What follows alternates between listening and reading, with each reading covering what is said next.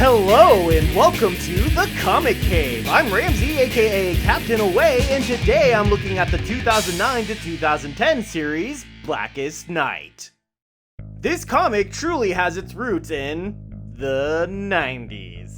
Yes sir, the 90s were an interesting time in comic books. Following a growing trend for quote-unquote darker and more brutal stories in the 80s, the 90s saw a major shakeup to superhero comics that in a sense both culminated with and was kicked off by the death of Superman. With Superman dying being the biggest comic book sensation of, well, ever, DC found it necessary to do something nearly equally dramatic to all their characters. For example, Batman's back would be broken, Aquaman would lose a hand and grow a beard, and Green Lantern's hometown of Coast City would be completely destroyed, leading to him becoming one with an entity of fear called Parallax, and changing from the greatest hero of the Green Lanterns to their greatest enemy, until eventually he died reigniting Earth's sun.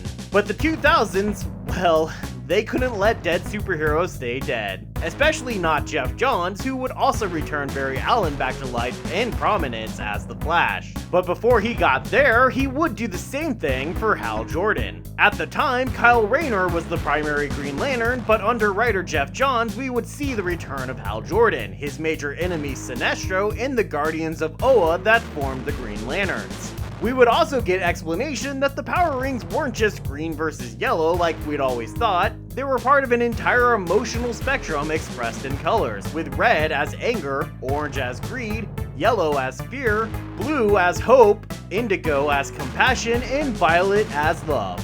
Aren't love and compassion kinda the same thing? Whatever. And then, above them all, cause we had to have a white guy be the greatest of everything, obviously, is green for willpower. But Johns didn't settle at establishing the emotional spectrum. He took it a step further and introduced us to the black light of death, which allowed black power rings to raise the dead, bringing them back as horrifying zombies to plague the living, as zombies always do. So how does a world full of superheroes deal with a zombie infestation? Well, let's find out and take this away.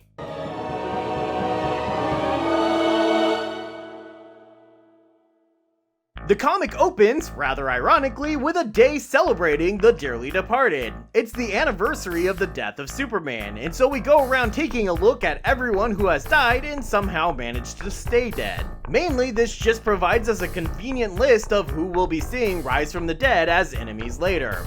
And it's a pretty long list. Especially since it's filled out with the innocent women that were killed for no reason other than to make our oh-so-cool male superheroes feel a lot of man pain. Women such as the Elongated Man's wife, Sue Dibney, Green Lantern John Stewart's dead girlfriend, Kat Matui, Green Lantern Kyle Rayner's girlfriend, Jade, and Kyle Rayner's other girlfriend, Alexandra DeWitt, who was literally chopped up and stuffed into a fridge just to hurt Rayner. She's literally where we get the term woman in the refrigerator, a term used to describe women who are brutalized for the purposes of advancing story for male characters. Although I do kind of feel like the lesson here is more just that you shouldn't ever be Kyle Rayner's girlfriend. Seriously, it won't end well.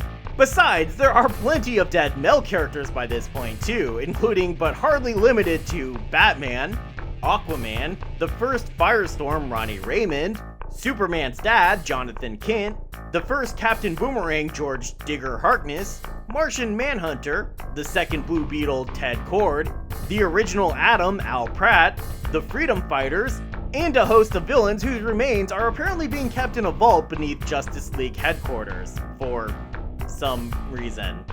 Well, there is a reason, but it's still kinda yuck. And maybe we can better sum this all up with this image Hal shows Flash to explain who all died since Barry died in Crisis on Infinite Earths. Yeah, I mean, that is an impressive and very cool image, but even after all these years, I can probably name like 7 people in this image without cheating. And that's going to be the biggest problem of this whole series. If you're not a gigantic DC fan, then you're probably going to be completely lost in terms of what the heck is going on here. There's just so many old characters and relationships and enemies and supporting cast on display here that if you don't practically hold a doctorate in DC history, then I don't know how you can keep up. I'll do my best to explain it all. Our first hint of trouble in this story comes from William Hand, or Black Hand, as he digs up Batman's head from his grave and uses it to start spewing out a bunch of black rings. And he also conveniently gives us our first reciting of the Black Lantern Oath, which is definitely the best of the Lantern Oaths. What? Fight me. But the story really kicks off with the Guardians on Oa worrying about a war that has broken out between all the colors of the rainbow, and a black cloud from Sector 666. Yeah, I see what you did there. That is sweeping across the galaxy. But the Owens will never get the chance to warn anyone because it looks like one of their number has already converted, and she goes to Zombie Town on the others. Oh shit. As the Owens get busy dying, we get our first indications of the actual spreading of the Black Lantern rings with a quick montage leading into another one of those super cool giant group pictures. Cool. Who are these people? I'm sure some of you know, but I don't. I love the little Black Lantern fly though. What's up with him? Who's a cute little zombie? Yes, you are. This then leads to us taking a look in on Hawkman and Hawkgirl, and get some Black Lantern vision where they apparently see the living as people glowing with emotions. The Hawk pair are suddenly attacked by Black Lantern versions of Sue Dibney and the Elongated Man, a now demented evil couple delighting in the pain of murdering their old colleagues. Even as Hawkgirl attempts to finally confess her love for Hawkman, a love she spent her entire life denying. Man, that's actually heartbreaking.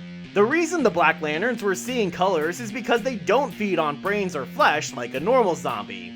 That Owen to the contrary, I guess. But instead, they feed on emotion. So the pair suck Hawkman and Hawkgirl dry of their anger and love before the Hawks rise to join the army of the dead. We then get basically a big montage of other Black Lanterns rising, and they make some interesting choices here about who to resurrect as Black Lanterns. Like Boston Brand, a superhero better known as Deadman. No, really. Who is actually the ghost of a circus daredevil. His body is raised from the dead, but his ghost continues to roam around separately. One of several indications that, as they'll put it later, the bodies aren't wearing the rings are wearing the bodies. There's also the Spectre, who just before this was actually possessing Hal Jordan, but at this point was instead inhabiting the deceased detective Crispus Allen. And it's honestly kind of cool seeing these two already undead characters become a new kind of undead character. We also get our first indication of the Black Lanterns having a weakness when the Black Rings failed to resurrect Don Hall, the Dove in the original Hawk and Dove. Since his powers come from, a god of order or something, he's more closely attuned to the light of creation. Or something. I don't know, it's confusing. The series here focuses on two attacks by the Black Lanterns. One of these sees Aquaman rising up to attack Garth, the first Aqualad, and Mera, who are his replacement and Widow, respectively. And Mera is really gonna show you something in this series. Aquaman and two of his fridged women minor characters, Dolphin and Siren, attack the two still living. And at one point, Aqualad freezes Siren's head, giving Mera the chance to... Holy shit, she just smashed her head in! Oh, brutal. Mera is awesome. Unfortunately, Siren is able to just regrow her head and keep fighting, and the Lanterns convert Garth to their side. Well, that sucks. We also see zombie Martian Manhunter fighting Flash and Hal. Well, I say fight. Manhunter just tosses Hal into Gotham where he crashes into the bat signal. And when he wakes up, this is his first reaction. That's right, he wakes up and immediately thinks to himself, hey, a sexy lady. Seriously? You have so many other important things to be worrying about and you're busy ogling a lady? Granted, I'm sure it's difficult to not have that reaction to Barbara Gordon, but still. The dead are literally rising from the grave and you can't stop thinking with your penis for like 5 freaking seconds? Typical. GL and Flash attempt to burn Manhunter since his weakness has always been, rather hilariously, fire, but he not only comes out of it completely fine, he's joined by a few of his buddies. Luckily, the Indigo tribe show up, all like, we got this. Or however you say that in their weird alien language. Totally beating the crap out of some zombies and even somehow channeling some Green Lantern energy in order to sever the Black Lantern's connection to their rings. Here we finally get a bit of explanation as to what's going on. In the beginning, there was only the darkness of nothingness. Then came the light of creation, from which all living things have come. The darkness fought the light, and the light was split into 7 colors, the emotional spectrum. This is where the various lanterns come from. They also reveal that green light combined with another of the lanterns can disrupt the black power rings, making it possible to destroy them, which means they need Hal's help in order to stop the Black Lanterns. Unfortunately, they tell him that his ex, Carol Ferris, is part of the Star Sapphires again, so Mr. Always Thinks with his penis is like, well, later, gotta go rescue her first, obviously. You know, completely ignoring the whole zombie apocalypse thing going on right outside his door, on top of acting like he owns her, even though they're not a couple anymore. That's not even the worst of it though, as when Flash tries to talk some sense into him, he has what was probably supposed to be a really cool response when he says, "Death is overrated." Yeah, he says to a room of people literally mourning their loved ones. What an asshole. Hal is the worst. Just as Flash finally convinces Hal to stop being such a d-bag, the BLs attack again, and Zombie Firestorm manages to separate the 2 people making up the current Firestorm, Jason Rush and his girlfriend Gehenna, before absorbing Rush inside of him and turning Gehenna into salt. Man, that's messed up. Firestorm also eats Gehenna's heart that's glowing yellow now with fear, and it adds to his power. This entire time, we've seen the Black Lantern rings steadily charging up, as opposed to other power rings that depower over time. When the rings finally reach 100% charge, the Black Lantern battery, the source of the Black Lantern power, teleports to Earth. To Coast City, in fact, where the millions who died when it was destroyed are told to rise, along with an old Green Lantern villain named Necron.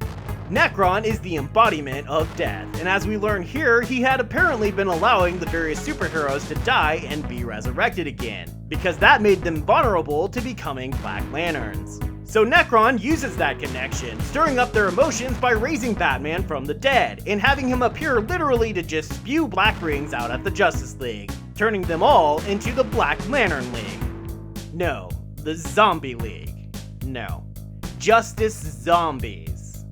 I got nothing.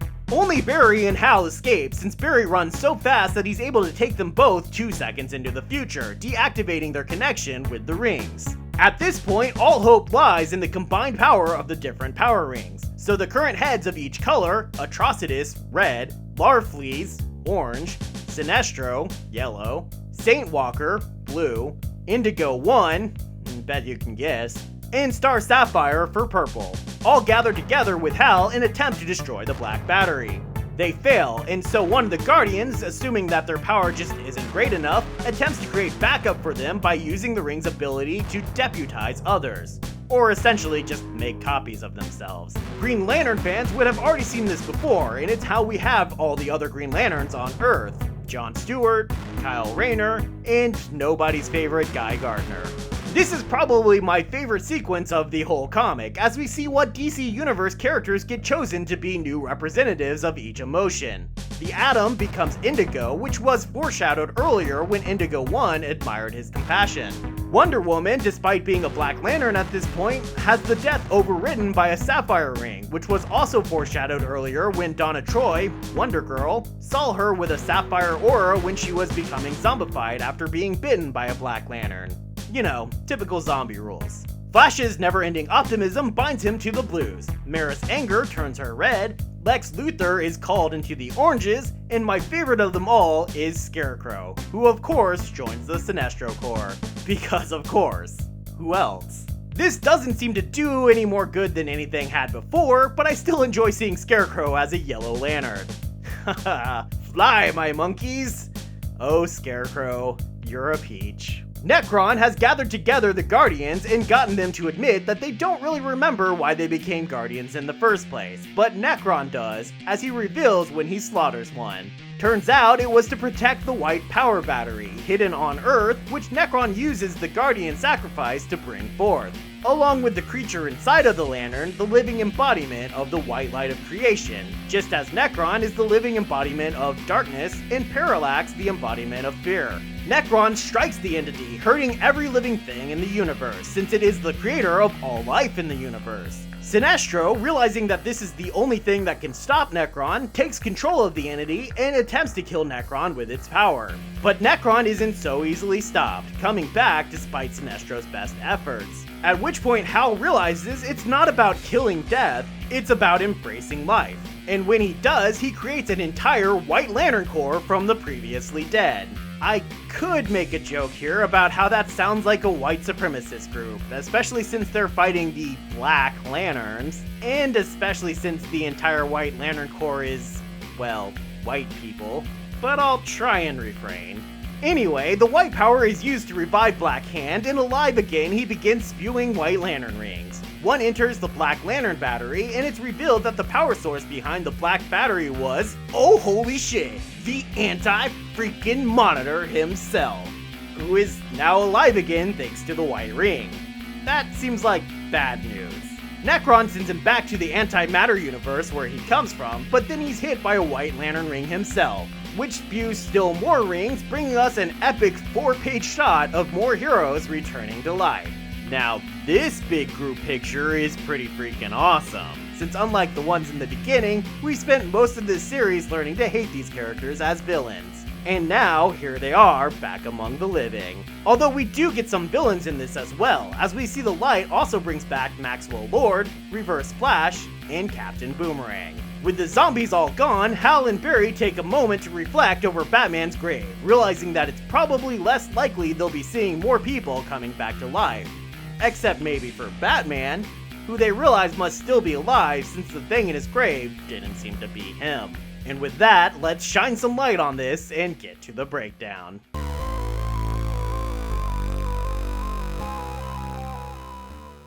I've always disliked Hal, and this comic mostly just convinced me to feel the same way about him. He's such an asshole sometimes. But despite how much the creators clearly love Hal and wanted to convince us of his importance to this story, he definitely doesn't ruin it. I love how this story just continues to expand on the mythos of the Green Lanterns as Johns had been doing since taking over the title. And the Black Lanterns are a great enemy. I love the close emotional ties they have to all the characters and the way they'll actively taunt the living to pull out the strongest emotions from them. It really lets them play up the horror angle and also makes them a really awesome twist on the typical zombie archetype. I also really love Mara as the true hero of this story, cause let's face it, she's the true hero of this story. How she didn't get her own comic spinning out of this is beyond me, but her continued use throughout the New 52 Aquaman comics and in the recent movies is testament to just how brightly she's shown in this story.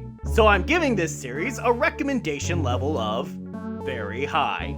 While I do feel like it really needs to come with an entire visual encyclopedia on the side to help any but the most hardcore fans truly understand everything that's going on, it remains an honestly fun and fascinating title, and one of the best examples of superhero comics diving headfirst into horror. The collected edition gets one White Lantern ring. There's only one volume, but man, is it great. 8 full issues, a bonus prequel issue, an alternative cover gallery, in the coup de grace, a director's commentary from the entire creative team that runs throughout the whole series, providing tons of great extra information. Truly a collection that sets the bar for great collections.